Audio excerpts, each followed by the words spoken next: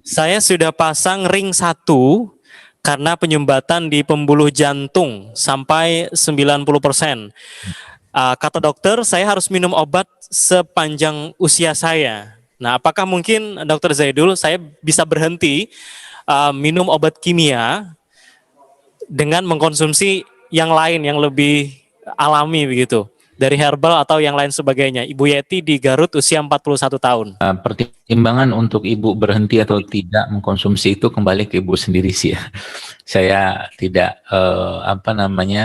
saya tidak mau mencampuri karena kan ibu sudah berobat sama beliau. Tapi dalam pemahaman saya ya, bahwa yang namanya jantung ketika sudah dioperasi dipasang ring seperti itu, ya secara teori kedokteran atau secara teori modernnya memang diperlukan obat untuk mengencerkan darah atau obat untuk menurunkan kolesterol. Biasa seperti itu protokol yang saya tahu. Nah, pertanyaannya, kalau saya balik kepada ibu, kira-kira nih begini, kalau ibu rutin berpuasa, misalkan puasa Daud, misalkan gitu kan, ibu mulai memperbaiki pola makan ibu, misalkan ibu maunya memperbanyak makan serat, makan buah, makan sayur gitu ya, atau rempah-rempah, dan mengurangi makanan-makanan yang bisa mengentalkan darah. Dan ibu mulai memperbanyak minum air dan mulai rutin berbekam. Kira-kira dengan konsep seperti itu darah ibu akan terkendali nggak? Kalau saya yang ditanya, saya akan jawab iya gitu loh. Nanti kan jawaban sebenarnya. Apalagi ada beberapa jenis rempah atau rimpang ya, atau mungkin bumbu-bumbu dapur yang memang punya kemampuan untuk mengencerkan darah. Contoh ya, ini bawang putih ya, kemudian ini jahe, bahkan kunyit seperti ini pun salah satu pengencer darah. Habatus sauda ya, jinten hitam ini dalam bentuk minyaknya juga salah satu yang mengencerkan darah. Ya, jadi sebenarnya kalau pola makan ibu terjaga, ibu mengkonsumsi serat, airnya cukup, dan mengkonsumsi herbal-herbal seperti itu, maka insya Allah sebenarnya bisa. Ya, asal disiplin saja ya. Tapi tadi ya semua saya kembalikan, saya nggak berani nanti saya diomelin sama dokternya pula ya. Intinya adalah kalau ibu yakin dan sudah tahu ilmunya sebenarnya bisa. Karena tadi saya katakan ada banyak bahan-bahan alam yang Allah ciptakan yang memang dia bisa melancarkan darah ya, melancarkan aliran darah, kemudian mengencerkan ya, air putih saja sebenarnya kalau kita minum dalam jumlah yang cukup ya, insya Allah juga sangat membantu untuk melancarkan aliran darah. Apalagi ditambahkan dengan bekam. Karena kan kekhawatirannya adalah ketika darah itu mengental. Nah, kita tinggal balik, darah itu mengental karena apa? Karena lemak yang berlebihan, karena air yang kurang, karena nggak ada serat, gitu kan, karena jarang gerak, kan itu sebenarnya. Artinya kalau itu kita hindari dan kita mulai mengkonsumsi tadi yang saya jelaskan tadi, ada rempah, ada rimpang, buah dan sayur, serat-serat yang baik, gitu kan, atau lemak-lemak baik seperti zaitun, ya, itu sebenarnya pasti akan terjaga tubuh kita, asal disiplin saja. Seperti itu mungkin, ya, mudah-mudahan bermanfaat.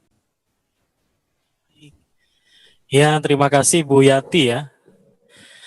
Kemudian ini pertanyaan terakhir ya. Dari Bu Narti, usia saya 42 tahun dokter dan saya pernah keguguran 3 kali.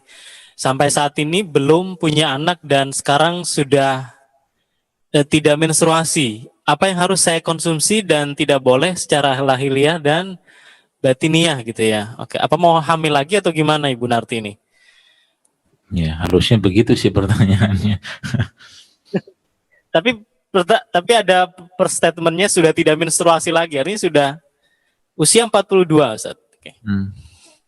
Oh, keterangannya kurang lengkap. Saya kira mungkin ada baiknya konsul juga ke dokter kandungan ya, yang bisa melihat ini nggak mensnya karena apa. Karena dulu ada salah satu jamaah saya juga yang dia karena autoimun kemudian mengkonsumsi satu jenis obat, akhirnya nggak mens. Tapi ternyata ketika autoimunnya sudah membaik dan dia mulai memperbaiki pola hidupnya, ternyata mensnya kembali lagi gitu loh. Jadi mungkin ini tidak mensnya, mungkin harus dicari tahu dulu kenapa.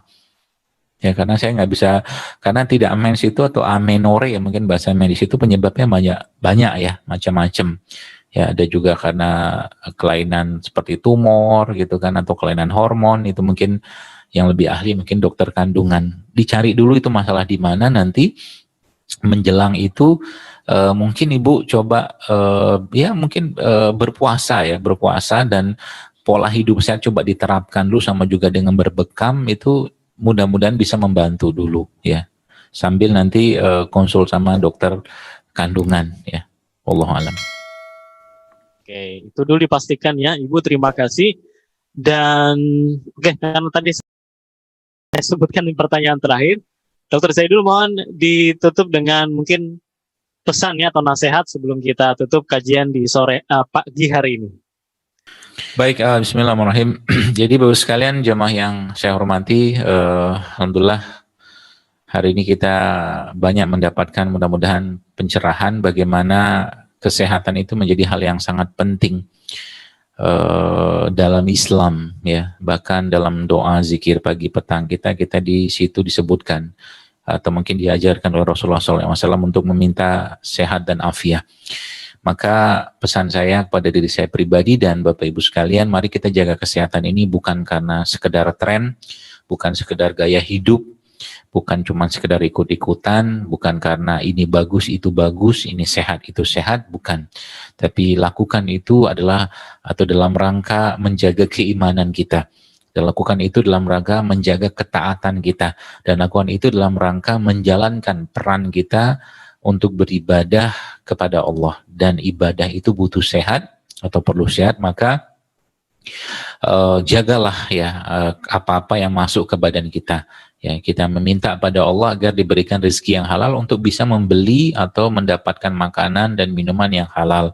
Kita minta pada Allah agar diberikan rezeki yang halal agar bisa membeli atau mendapatkan makanan yang toib atau minuman yang toib.